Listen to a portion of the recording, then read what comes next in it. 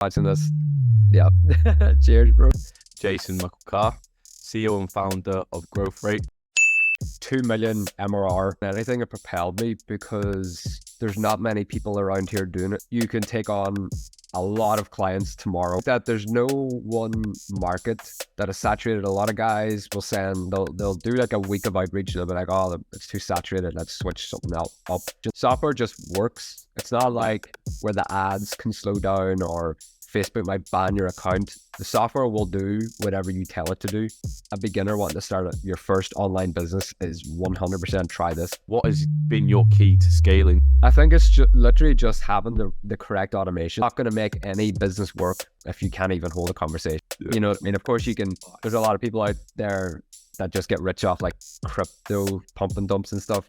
It's not a real business. I've seen it really changing since I got myself out there and posted consistently every day, because now people know me as the SaaS guy. Welcome back, everyone, to another episode of the CEO Journey podcast, where we talk about all things business and entrepreneurship. Today, I'm joined by a SaaS entrepreneur, Jason McElchar, CEO and founder of Growthrate. Jason, how are you doing? How's life treating you?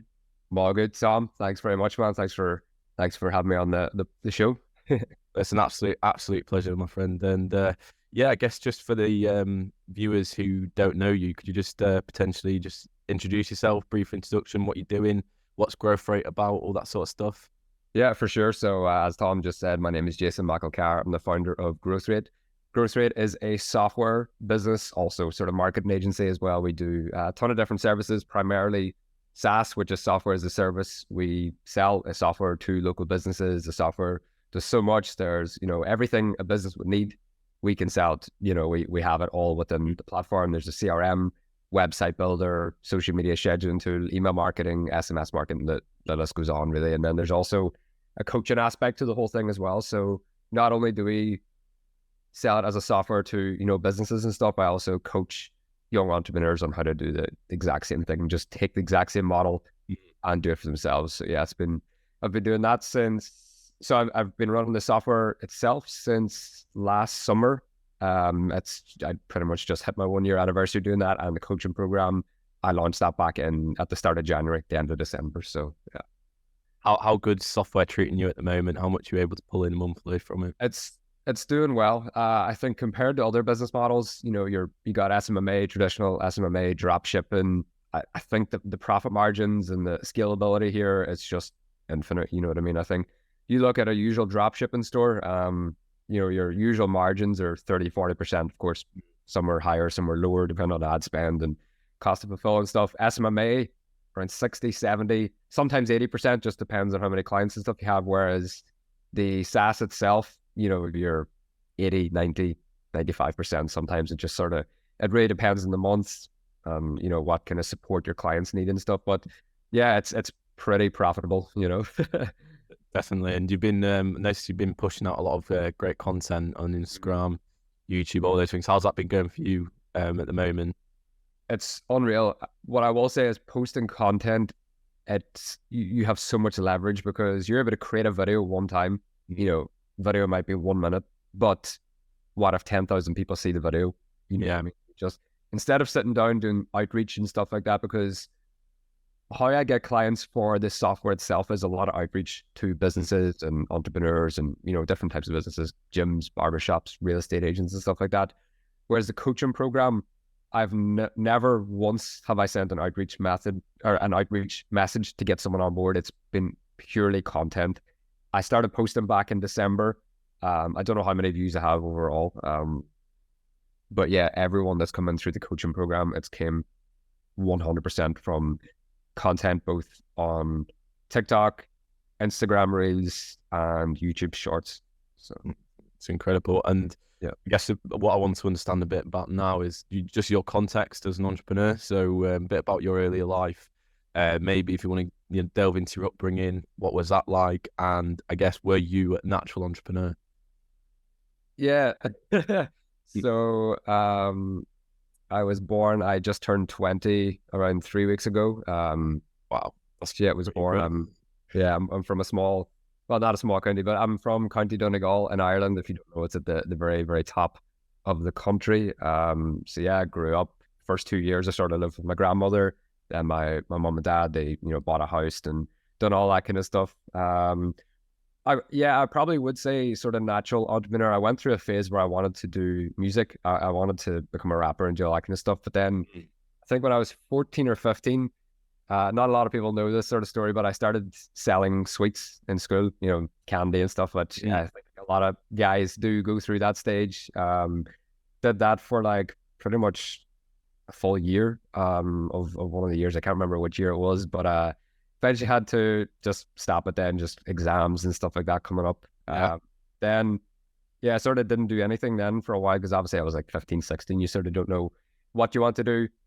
It was then where the whole music sort of kicked in, where I did record a few songs here and there. Nobody ever heard any of them, of course. But then 2021, I dove into, I started looking at different business models like dropshipping, SMMA and stuff. I did try the dropshipping for a while. I think it was just like the majority of people, it doesn't really work. I think the people that really make the money in dropshipping these days, it's purely from courses and coaching and stuff. I think there's a lot of guys out there that'll sell a course and there's nothing really valuable in there.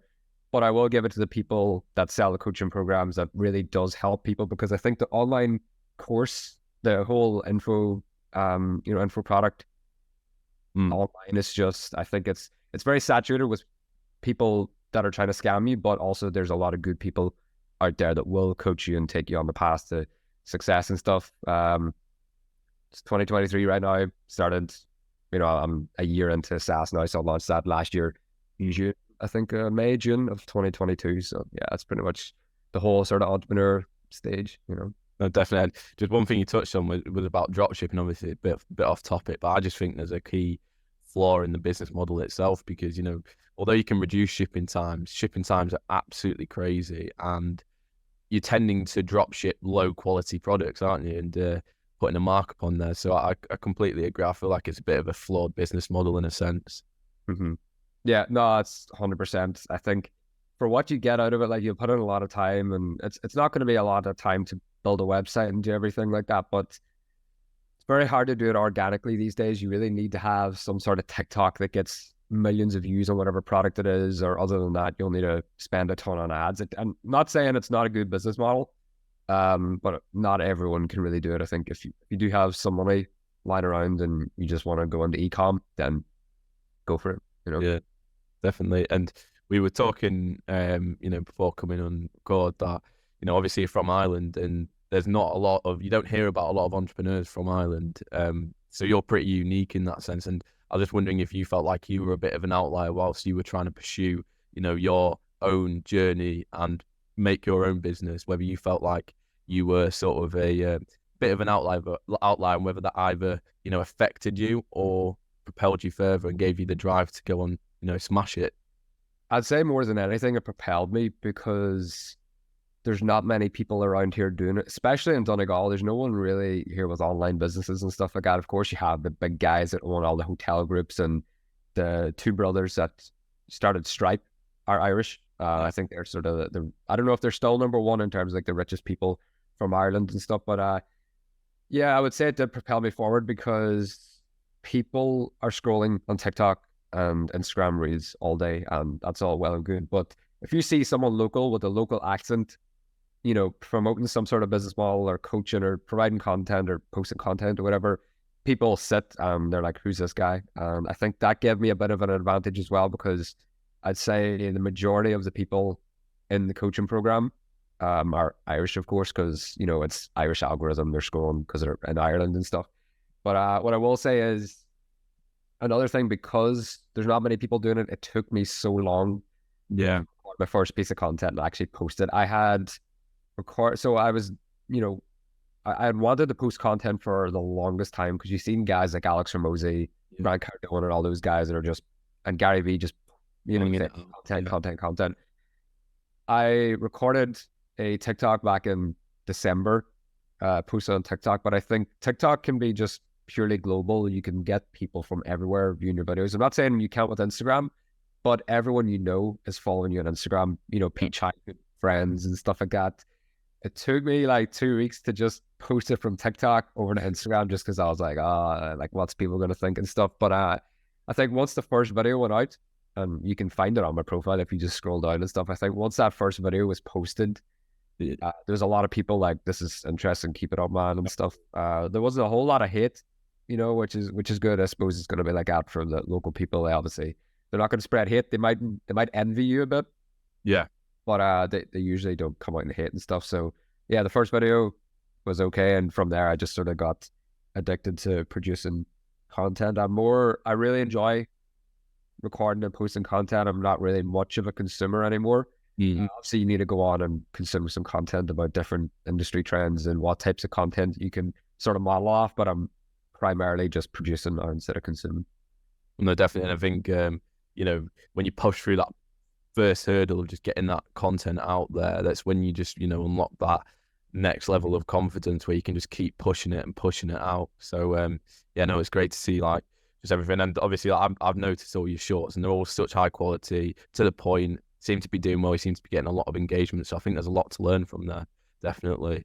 And I guess were you in that phase initially where you were just a young lad looking to get something started, and you were consuming all this content on YouTube, looking at different business models to start? Were you in that phase?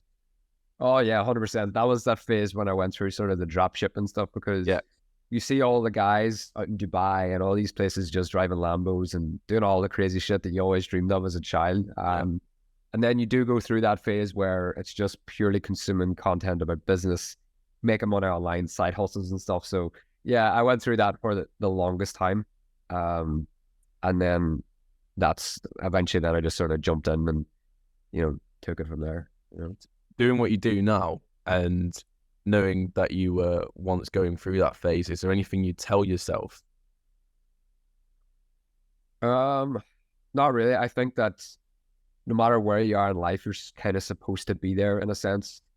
I think if you're not making, like, if you have a financial goal of say 50 grand a month, if you're not making 50 grand a month, it's costing you 50 grand a month. There is some information that you do not hold yet, because if you knew everything about business, you would be well past your goal of 50 grand a month. You need to just acquire the right education. So if I was to go back and tell myself, it would, like, whatever it was, just to consume the right content, stay away from, all the scammers and stuff like that, and all the people that really overhype a business model. Just pick one and learn it inside out. Learn some sort of skill that will, drive the business forward, whether it's appointment setting because you need to book appointments for the business, or, doing sales. You can do sales training and stuff. But I would just say consume content that is going to drive the business forward. I think people can be scrolling on Twitter and TikTok all day, but it can be productive if you're looking at the right things. Obviously if you're watching, just stupid shit online, it's not going to do anything for you. But if you're consuming the right content, then you might be scrolling and you think you might be wasting time. But if you can take something actionable and go and apply it to the business, then it's 100% worth it. Who were the key people that you looked up to? Grant Cardone was probably the first guy where I was like, damn, this guy's really doing it, because I got an ad from Grant. It was one of his webinars. From there, I sort of learned about Russell Brunson, Alex Hormozy, all those kind of industry leaders and stuff. Really, those guys inspired me, and that, of course, Take came along. So, it's just those guys that sort of really you look up to, and you're like, shit, this guy is something that I don't. I need to learn what it is, go do it, and then learn something else from someone else that is more, higher up or whatever, Yeah, and I think nowadays a lot of people are too quick to think that something's a scam. So, but probably when you've been pushing out content and, obviously you've got your coaching program, you've done it and you know how to teach people to also do the same. But some people are just too quick to think, oh, that's a scam, because there's been so much cloud around that space as a whole. Exactly. Oh, 100%. Not very often, I'll get sort of someone saying this is pure scam. But yesterday, some guy commented, I can't remember what exactly it was, but it was, it's weird how you say you're making so much money online, but then you try and sell your shit course. I'm like, yeah, it's free. You know what I mean? You obviously haven't checked out enough content to know that. Uh, exactly. Yeah. I think people call people out online because either one, they're too jealous, Yeah.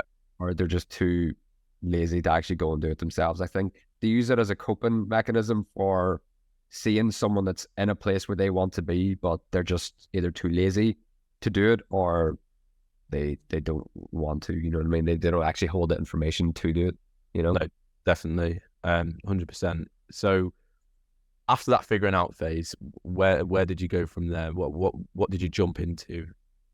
Yeah. The SaaS pretty much last May, June time. I came across a platform called High Level, and High Level is the best platform I think that any business can, use, whether you're a local business that needs a CRM or website builder and everything, or you are someone that wants to start your own SaaS business, because everyone hears about SaaS, like ClickFunnels and Netflix and all those kind of softwares that you use and stuff. But High Level is a platform that you can take and you can just upload your own logos. It's called white labeling. That's what it is. You're uploading your brand and your logos and everything, repackage it and put your own domains on it, making it your own software and go out and sell it to local businesses. And a lot of guys argue that this isn't really SaaS because, it's not unique, but on, it is SaaS on paper. It's SaaS. You're providing a software to a service to a business owner. Yeah. And so that's why I love the platform so much, is because it does literally everything, like I mentioned, that a business needs, like the websites and all this kind of stuff. So whether you are a business like a gym, barber, hotel, real estate, mortgage, whatever, you can use the platform. You can use all the features of the platform. Or if you're someone that wants to start their own SaaS business, use High Level, white label it, and go out and find those clients for yourself and stuff. And that's the platform that we use for the coaching and everything like that. So yeah, it's pretty much how that works. Well, what's the building phase looking like? So how quick is it to get, your SaaS up and running and be at a point where you can take on clients to start paying for it? Yeah, people really think that, people always jump on the calls and stuff and they're like, oh yeah, it'll probably take a few months to get this up and running and stuff. But it's like, once you sign up to High Level, they have a 30-day, you get a 14-day free trial through their website if you just look up gohighlevel.com. But they have a link. So I have a link on there, gohighlevel.com/Jason McElchar, and you get a 30-day free trial through that link. Once you sign up through that, webhooks will trigger and everything, and you'll get access to my course, completely free course. And that will take you step by step through the entire process of setting up, getting clients, literally doing everything. I think the whole setup phase, you shouldn't be any longer than a day, to be honest, because it's not, everything's already built out for you. High Level have that entire infrastructure in terms of, everything been built out. Here's where you go to upload your logo. If there's something that goes wrong with the software, High Level are always just quickly on it. So yeah, the whole build phase is only like a day or two. If you want to really learn the platform and stuff, take a week or two to learn it, then go out and sell it. That's how quick that you can do this, And what's the transition incentive from, the traditional agency model to then obviously implementing software? So the traditional agency model, as everyone knows, you can sell ads or content creation or social media management. You're probably going to be looking at minimum 500 euros a month. It depends. If you're running ads and doing all the appointment setting and stuff, you could get clients for 2, 3, 4,000 a month. SaaS is a lot more low ticket, but you're able to take on a lot more clients without any headache. So you run on a SaaS, you could easily take on, apart from onboarding and making sure that they all have the calls and stuff, which we have a support team and everything now to do that, but you can take on a lot of clients tomorrow and be able to handle it. Whereas if you're running an agency, you need to, get access to their ad accounts and, build everything out, give them ad creatives, make, sign contracts and everything. Whereas SaaS, I have a course also for clients where, okay, you get signed up. Instead of us jumping on a call and going through sort of the technical really side of things in terms of connecting up your domain and everything, you get access to just a quick course that shows them the basics in terms of configuring it. And then if they need calls and stuff, then if they need something, built out that's unique, or if they have any issues or whatever, they can just go through the live chat to my team or just sort of message me and get on a call or whatever, Definitely. And I'm assuming that, some of the clients that you have on board have worked with traditional agencies in the past. Did they ever tell you that they prefer the SaaS model to the traditional model? So it's not really like a preference. The two different sort of services do two different things. So Okay. the SaaS isn't going to be able to manage your social media page and all that. Well, technically it can, because there's a whole social media scheduling tool in there and everything. You hire a social media manager, they're creating the content, they're posting the content, they're engaging with your community, they're doing all that kind of stuff, or they're running ads for you, or they're editing videos or something. Whereas the SaaS, it's really in terms of systemizing everything. So let's just say you have a client that is like a gym, for example. Mm. They all need some sort of platform where they can keep track of their memberships. They need to do their email marketing or their SMS marketing. SaaS can be used alongside the traditional agency model. So if you have someone hired for that runs your social media, if you have someone, that studied marketing or something, you go out and hire someone, you can use the SaaS, you can use the platform to their advantage. They can leverage it. They can save a lot of time. You know what I mean? So it's not really like a comparison, which you rather. It really do work hand in hand, Hand in hand, yeah, no, definitely. And in terms of getting clients and actually onboarding them, is that the same as, if you're running a traditional agency? So you hop on a meeting with them and then go through all that sort of stuff with them? It is to a stage. So you're still going to be doing a lot of outreach at the start, whether it's door-to-door sales, cold calling, walking in. Then obviously you do the demo call, you show them how it works, you onboard them, you take the payment, and then you just get them onboarded. It is very, very similar, where you do the outreach, you get them onboarded, they sign some sort of proposal, whatever, and you take it from there. It's very similar. Yeah. Definitely. And I guess now a key point is that, especially I wanted to get into the agency space. I think everyone does who's young, because it's, low barrier to entry. Anyone can do it. And if you've got a skill set, then, you can charge a fee for that and gain a living from it. And, one of the things that I was struggling with myself is, how do I differentiate myself from all those other people who are outreaching to this business? And you've been able to do it successfully. So is there any like tips or tricks or any key secrets that you would honestly say to anyone in the same position who hasn't got their first client yet and wants their first client? How do they stand out amongst the rest of the other people sending outreach messages to them? I think that there's no one market that is saturated. A lot of guys will they'll do like a week of outreach, and they'll be like, oh, it's too saturated, let's switch something up. The market isn't saturated. It's probably going to be your offer. If every single person is offering social media management, or if every single person is offering 10 guaranteed appointments or something like that, then you need to sort of become unique. There's a lot of guys in my community that do a bit of both SaaS and agency. People in the community are still able to sign fitness clients, online coaches, gyms, but apparently that's the most saturated niche out there. You know what I mean? So it's more in terms of what can I do that other people are doing, instead of what's the best niche. You know what I mean? So you just sort of have to figure that out and just take it from there, And of course, try it for a few months. If nothing's working, then switch it up and do something different. But I think people really jump the gun. They try solar for like 4 days, and then they try like funeral directors, and then that doesn't work. And then, they try real estate. So you just pick with one, really give it your all before you decide to switch something up. It's probably nothing to do with the market. It's what you're actually offering them.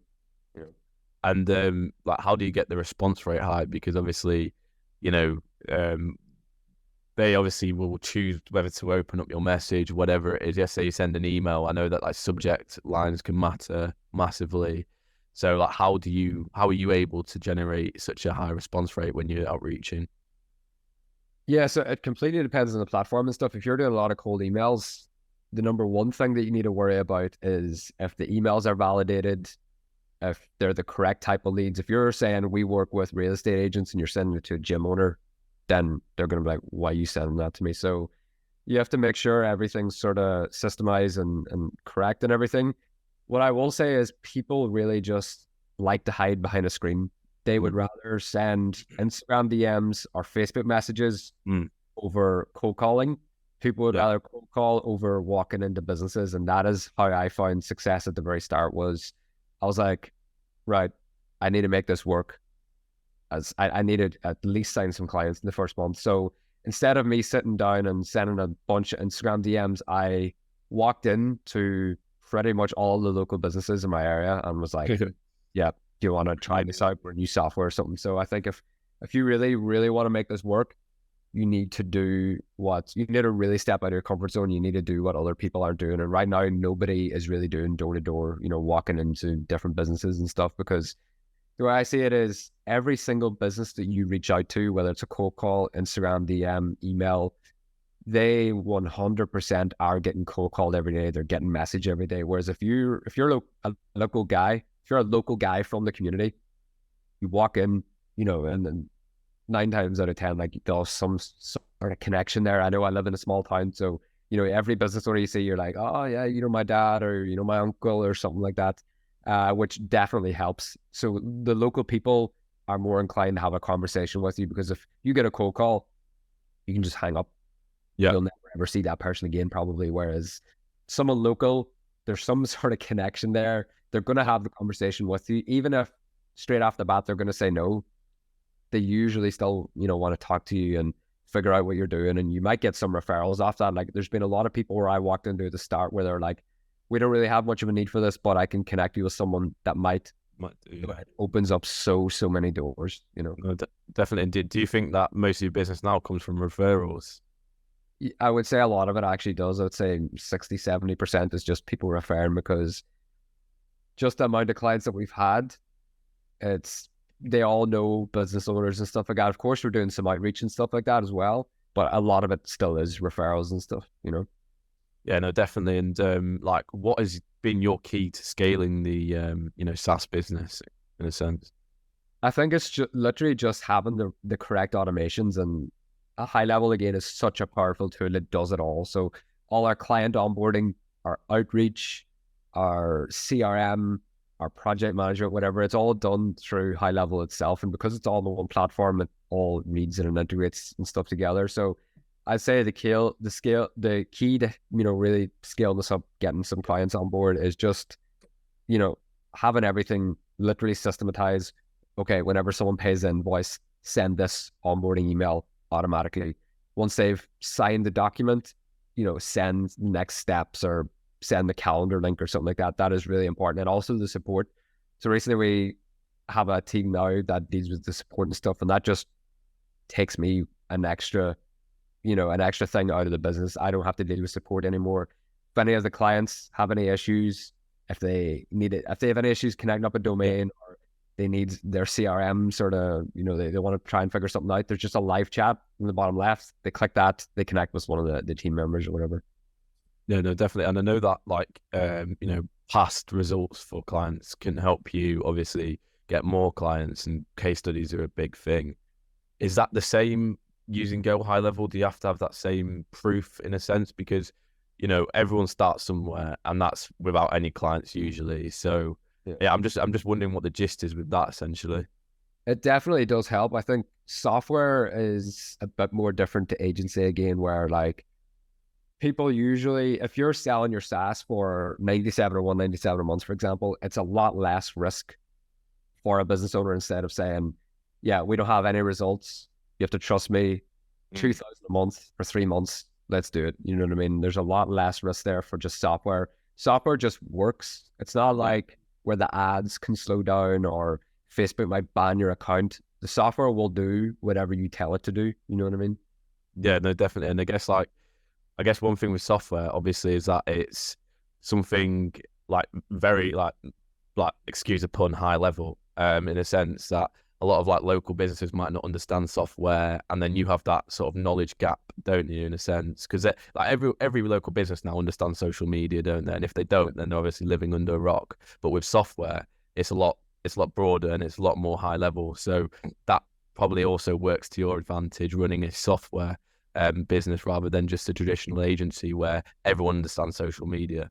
Yeah, 100%. What I will say is, this is just something that I've sort of learned over the last year or two, is if anyone is watching this and they're considering it, don't be reaching out to businesses and saying we have this new software or something like that. People, for some reason, they get scared whenever they hear software. They're like, yeah, we're not interested in software. We've had bad dealings with software in the past. If you can build everything out and say you have a new system, just that slight change of words from software to system, they're more inclined to listen to you, because they're like, oh shit, yeah, all the gurus always talking that I need systems. This guy might actually have something I provide. Whereas everything's a software these days. Anyone can provide a software. So just that slight change of words really helped me in terms of booking appointments and stuff like that, 100%. Do you remember the first client you brought to the business? I do. It was a short form content agency owner. Luke, if you're watching this, yeah. Cheers, bro. Big up, Luke. Yeah, big up, Luke. Luke was the first client, and all he needed was just a simple landing page, and his CRM built out, had that up and running in like less than a day. Luke's still, on board. He's a big member of the community and everything now. So yeah, that's how the first client came about. And I was already connected to Luke before I started this SaaS. So that's another thing is you're starting out, leverage the people you already know, whether it's friends or family that have businesses, it's a cousin, it's someone in your local area that you know, because everyone knows a business owner these days. Yeah. Business owner, whether it's like a shop or a barber shop. Use them, not use them, just walk in and, just say, yeah, we're trying this new, we're trying to cover our costs. How's 97 a month sound compared to, your bigger plans, which is 497? Just tell them everything in our 497 package, we'll give it to you for 97 just because I know you, and we want to get some case studies and a testimonial on the website and stuff. And, they usually do want to, sign up and they want to support the people they know. No, definitely. And when you brought Luke into the business, the first client, were you thinking, shit, I've really got to deliver now? Not really, because I think with the software and stuff, I knew what I was doing. I know how to build funnels and websites. Yeah. I was doing that when I ran the agency. Before that, I was doing web design and stuff. So, one day I had everything built out for him. He was happy with it. I was happy with it. So no, there's not really any. If you're any way technical, you'll be able to make white labeled SaaS work for you. You know what I mean? Like, people hear SaaS and they're like, oh shit, I need to go out and hire developers, or I need to go out and code and stuff. If you're any way technical, the setup's not difficult. The hardest part is sales. I think that's why if you're a beginner wanting to start your first online business, is 100% try this, because you don't have to fulfill in terms of coding or anything. You just need to know how to sell. And every single day we're selling, whether it's to like a spouse on which restaurant you want to go to, or your brother on, who does the dishes or something. You're always selling. You're like, oh, you should do it because of this, or no, you're always selling people. So that's the most valuable skill that you can have. And you can then transfer that to other businesses, whether you get into like property or, an agency where you're doing, lead generation and stuff like that. And sales applies to every sort of business out there. But what do you think about the free trial method? I have never done it. And the reason for that is because I think it really devalues the platform. Every big platform that out there, like Netflix and Spotify, they have free trials because they know that they would have so many people canceling free trials. They're so big, they're pumping so much money into ads and promotions and everything. Whereas just software, like when you're smaller, it really devalues it. They're probably not going to log in. There's a platform that I use called SuperSend, and I give it out to all the members for free. It's an email platform where we send cold emails from. So let's just say you have a list of like 10,000 business owners. We can connect up inboxes, send out cold emails, completely automated, adds them all to a sequence. If they reply, it removes them from the sequence and stuff. Yeah. SuperSend of a 14-day free trial. And when I signed up to that, you're all good, man. When I signed up to that, I don't think I logged in once. I might have logged in just to check it out, but I never configured anything. I never sent any emails. I didn't even connect up one inbox. Once I got charged for that first month, I was like, shit, I just paid for that. I have to make it work now. I have to use it. So I think it's the exact same thing. Just go straight for the money every time, I think. Of course, when it starts scaling, you're running ads. When you're running ads, you sort of have to give out some sort of free trial or demo calls. But guys starting out, just don't bother. It's going to lead to a lot of headaches. The client's like, oh yeah, I don't know how to build this out. And, during their 14 days, they build everything out, or they just completely waste your time. And then when it comes to paying, they're like, yeah, it's not for us. You know what I mean? You just wasted so much time, whereas you could use that same time to do outreach or walk into businesses and stuff like that, Yeah, no, definitely. And like, I think, like on that as well, I think, with the free trial method, in a sense, because you talked about it devaluing it, and completely agree with that. Especially if you're a business owner, you would think, why is this person like giving me a free trial? Why are they doing it for free? And that's probably because they've got a lack of experience in a sense. Exactly. I think it's different for the agency space where if you really are a beginner and you've never ran ads before, don't do a free trial, but really, you can cut your costs, just, at least break even on your first few clients if you're doing that, you know what I mean? And so software just runs, so there's just no point in giving away your product for free when you know how valuable it is, when you know how much revenue it can actually add on to their business. Of course, they need to find that out for themselves, but the demo call should cover every question they have, because if you just build it out for them, it'll do what it says. No, definitely. Have you ever had any negative relationships with clients before? Any bad experiences? Anything go wrong? Not yet, touch wood. There's been nothing really. No, nothing. I think I just really get on with people.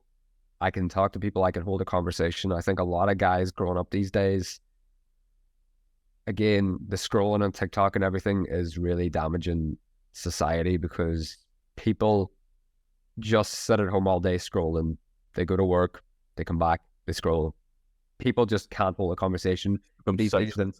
Yeah, exactly. And what I've noticed as well, like, see all the like, not all of them, of course. A lot of the sales calls that I have, or not really sales calls, like people want to join the community. A lot of guys join up and they just can't hold a conversation. They're not asking questions back. I say hello and they're like, hello. They're not like, and a lot of guys don't have their camera on because they're just camera shy and stuff. You're not going to make any business work if you can't even hold a conversation. You know what I mean? Of course you can. There's a lot of people out there that just get rich off like crypto pump and dumps and stuff. It's not a real business. It's not sustainable. You just get a one pump and you're a millionaire, so you think you've made it in life. If you can't talk to people, then what's the point in doing it? And don't give them up either. Don't just hear me saying this and be like, oh, I don't know how to talk to people, so I'm not going to do anything. Learn how to do it. It's not that difficult. Just have more conversations with people in the school, or when you're out and about, just speak to people more, and it'll apply. You won't realize how great it is until you transfer it over and you're jumping on sales calls and onboarding calls and stuff. You know what I mean? Could not agree more with it. And no one has like that first experience having a call with someone, meeting where he's pitching someone. No one's ever going to be able to just smash it out of the park unless they're just completely natural. It's just a learning curve, isn't it? Yeah. Oh, 100%. Like the sales calls and stuff, your first few are the most nerve-wracking things. I jump on calls all the time. Like, I'll walk upstairs with a cup of coffee. I'll be like, I have a call in 5 minutes. I'll just sit there, turn on the camera, boom. It's just come second nature to me now. Whereas I remember my first 2 sales calls, it was when I was providing social media management to car dealerships. And I was so scared. I was like, oh my God. Like, for an hour before, I was sitting on my computer. I was like, this needs to go well. I need to say this, and I can't be, messing up my words and stuff. You will be nervous as shit for the first while, but after that, it just sort of comes to you then, and you're able to just talk, No, definitely. I mean, for me, I get nervous doing these, and you just do them, and it just builds your confidence. But I still get nervous. Like, don't go away. When you're running this podcast for another 2 or 3 years, or maybe not even that long, you'll just jump on, and it'll be just like having a conversation. You know what I mean? Definitely, 100%. Build that self-confidence for sure. Definitely. So I guess another key point that I was wondering, because obviously it's software, and I think like one of the best benefits of software is it being acquirable. So having that value, like equity value in a sense. Yeah. Do you still get that with Go High Level? You do, yeah. I think a lot of people see the content and they're like, the guys I was talking about was like, this isn't SaaS and everything. I can't remember the names of the company off the top of my head, but there have been SaaS companies built on High Level that have successfully exited and sold, because when an investor is looking at something to buy, of course, the infrastructure that it's built out on is important, because if the infrastructure ever went down or something happened, who deals with it? High Level, I was like, since I started last year, I've never seen High Level down once, which is good. But people, they don't see it or whatever. What an investor's really looking at is, okay, what's their churn like? How many customers cancel? what's their revenue. That's the factors that really matter. It's not what the platform is built out on. No, definitely. And I guess, obviously with like Go High Level as being a reputable business itself, like the servers aren't going to go down. And do you think having that sort of like external software that's controlling it, that's, everyone knows about, and everyone knows that it's, not going to fail really, that also probably gives investors a bit of confidence in a way, maybe? Yeah, 100%. And I think because High Level's grown so massively, I think investors would be more confident investing in the SaaS companies built on High Level, because I have no doubt High Level is going to be one of the top tech companies in the next few years. Like, no doubt the team over there, Sean Clark, all those guys, they're killing it. They know exactly what they're doing. Even in terms of the affiliate program, I would say that the affiliate program is probably generating a lot more revenue than their organic, all their ads and their own content and stuff. Those guys are very switched on. They know how to run businesses. Sean, we actually interviewed him in my community. So within the community, we have obviously the group and everything. We do weekly coaching calls, but every 2 weeks we get a guest in there. And we had Sean, the co-founder, in there, I think 2 or 3 months ago. And he just went through his whole story that not a lot of people know. He's had a few SaaS companies in the past that he's successfully sold, like Invoice, Sherpa, can't remember the other ones, but yeah, no, those guys know what they're doing. They're going to grow this massively over the next 3, 4, or 5 years. I know it for a fact. This should say. Would you look to exit with your SaaS at the moment? Do you reckon? Is there any way that the next 4 years, whatever it is, would you ever look for that acquisition? I'm sort of taking it in bite-sized chunks. I'm not really looking at sort of an exit plan right now, because it's white labeled. And when I started, I didn't really think of that. I'm still not thinking of it. I think if you're starting like a SaaS company from scratch with your own developers, it makes sense then to have some sort of exit plan in mind. It's like, okay, once we're at 2 million MRR, we'll try and for an investor. Whereas I'm just going to keep growing this for the meantime. We'll see.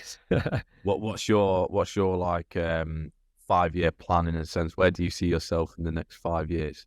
What do you want to be doing? I've been asked this before, and honestly, I do need to really sit down and figure that out. So for now, there's not really much of an answer I can give you.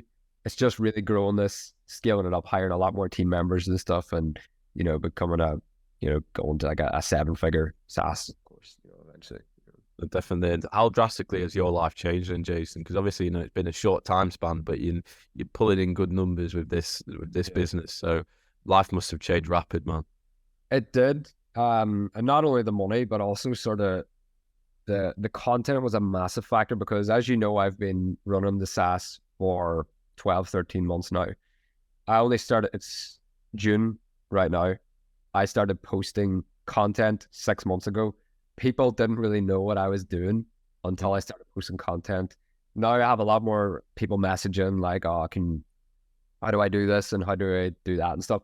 My life's changed drastically since I started posting the content. I think, you can start a business and nobody's going to know, you could be making plenty of money. No one's going to know. I think that's good also, but I've seen it really changing since I got myself out there and posted consistently every day, because now people know me as the SaaS guy, Yeah. No, definitely. And I guess like in the position you're in now, who do you look up to?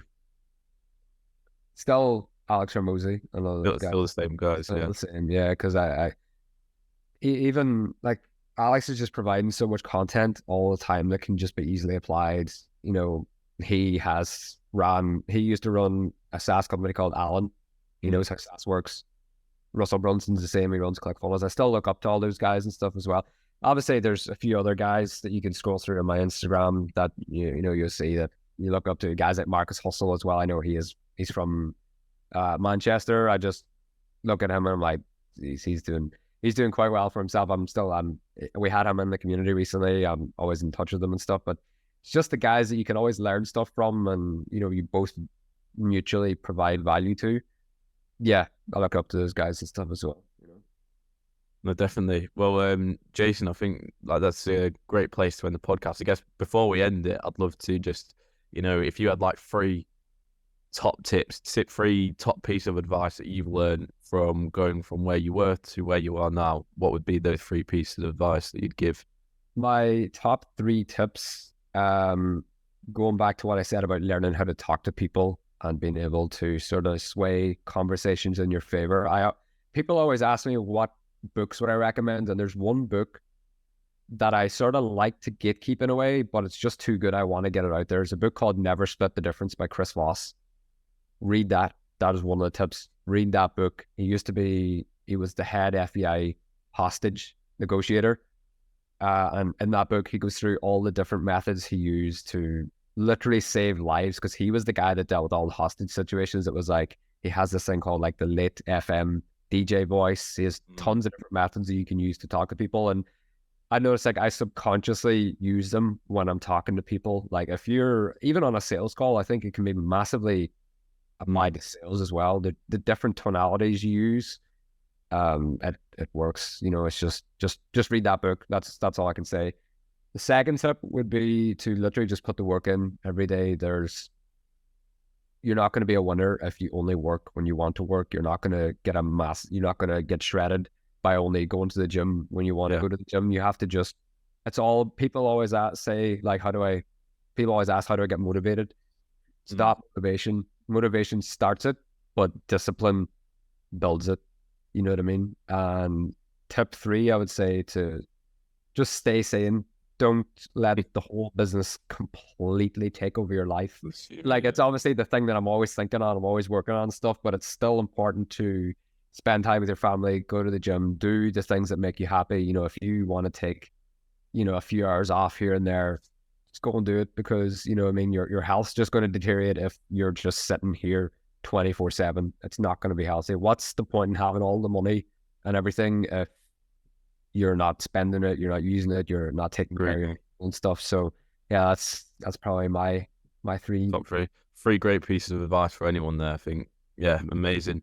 Thank you so much, Jason, for coming on. Been a brilliant podcast. I've really enjoyed it. I've learned a lot myself, and I'm sure the viewers will be able to get a lot of useful advice, insights to what you do, and also maybe a different perspective on SaaS and what they think about it. So yeah, no, perfect. And I'll plug all your social media. So you've got your Instagram there. You're posting heavily on that.